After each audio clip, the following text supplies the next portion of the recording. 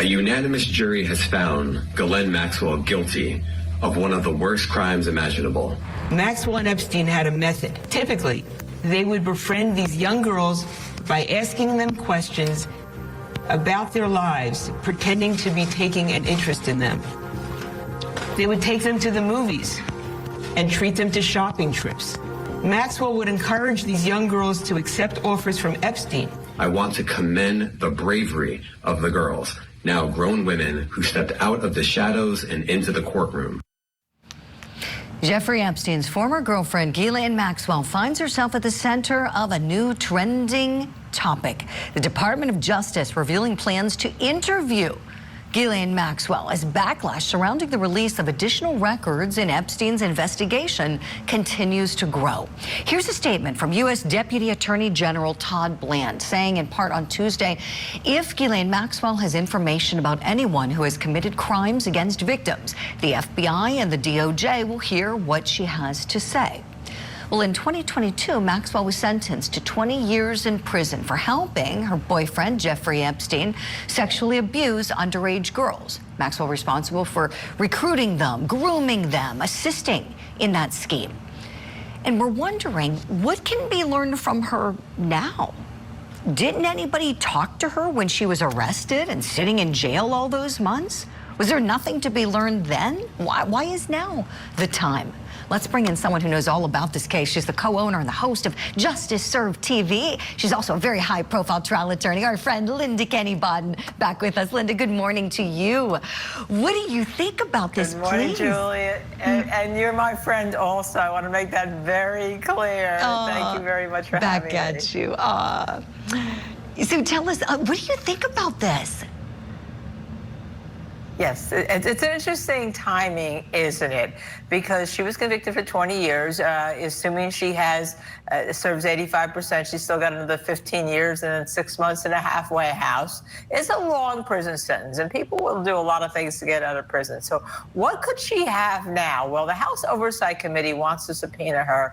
They can't subpoena her right now because she has Fifth Amendment privileges. She has an appeal going on. She's going to the Supreme Court, right, as to whether or not she's part of the deal, whether or not she had immunity when Jeffrey Epstein was given that sweetheart deal back in the 2000s, 2006 I was, that all of his co-conspirators would not be prosecuted, of which Ghislaine Maxwell would clearly have been one. So what do they want? They want names of politicians. They want names of foreign governments. They want names of foreign politicians. They want where the money sources, I think, came in for Jeffrey Epstein, all of which she probably knows. And I think also very importantly, Julie, she has said that she believes that Jeffrey Epstein did not commit suicide.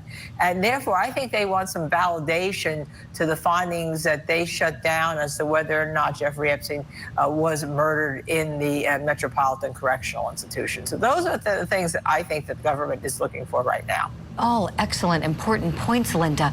Backing up a little bit, curious what you think about when she was arrested and in jail awaiting the proceedings in her case. I think a lot of people thought, I know many of our Court TV viewers thought, oh, she's going to sing like a canary and we're going to get so much information, and nothing ever came. And it was unclear if anybody ever reached out to her or even tried to get some information then.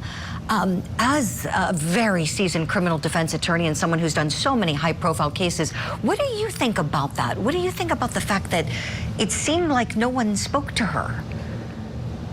Well, it appeared that her attorney said that no one came to her with a deal, and that the government also confirmed at the time that they didn't come to her with a deal. Remember, this is the time of Me Too. This is the time that we go after people that have subjected a young woman and victims to terrible situations, obviously. I mean, I'm not trying to downplay it anyway, but we all know what it is. We all know what sex trafficking is. We all know what taking advantage of young children are, and giving them money and things that they didn't have. I mean, it's no different than being an abused child and being hit, having the sexual abuse, and in many ways it's worse. And we've seen recently suicide. by one of the most high profile victims in this case, Virginia Jeffrey. So I think there, the government decided they weren't going to go after her at that point because she really had nothing that they needed to get, nothing that they needed at that time. But times have now changed. They sure have, Linda. You're so right. Tell me, looking at this from Ghislaine Maxwell's perspective, of course, this is a very stark contrast, the life she's living now to the life she once lived. I mean, we see all the photos of her, you know, going around the world, and as we all know, prison is no fun. What do you think about what she may have to gain? Let's say you're her defense attorney and you could advise her on this. Do you think it would be advisable to try to cooperate, to get something for information? You know, yes, and not only that, you know, she comes from, you know, the Maxwell family. She may want to say, hey, look, I can cooperate with you, but I want some more cooperation. I want an investigation into really how my dad died. Remember, it was thought that he killed himself off the boat, right? There's certain things in her life that she may want investigations into. So she has things to trade because she may have things to trade and she may have things that she wants to get. And, you know, this could be a mutually beneficial situation at this point for both of them, because she, even though she was given 20 years in prison, remember, that's only about 15 years left, as I said, with the halfway house. Now, that's no walk in the park, okay? And people will do a lot of things to get out of jail earlier than spend 15 years in jail.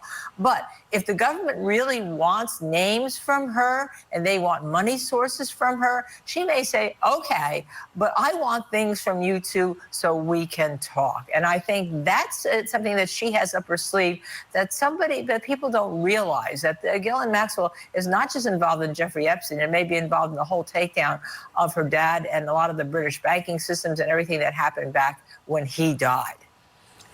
Great points, Linda, great points. I can't wait to see what she does. And you mentioned something earlier I want to circle back to. You mentioned the point about how Ghislaine Maxwell doesn't believe that this was a suicide in Jeffrey Epstein's case. And if I may bring up your wonderful husband, Dr. Michael Baden, he also doesn't believe that it was a suicide. And for anybody who doesn't know, he was brought in by Mark Epstein, Jeffrey Epstein's brother, to consult on this case. He watched the autopsy take place and rendered his opinions that this was, in fact, a homicide. And so I'm wondering, to that point, reopening that investigation, do you think there's any chance that it could be re-examined, Linda? Do you think that with Ghislaine Maxwell's information or anything else she could provide that perhaps officials don't already know, that we could go back and start from square one with Epstein's death?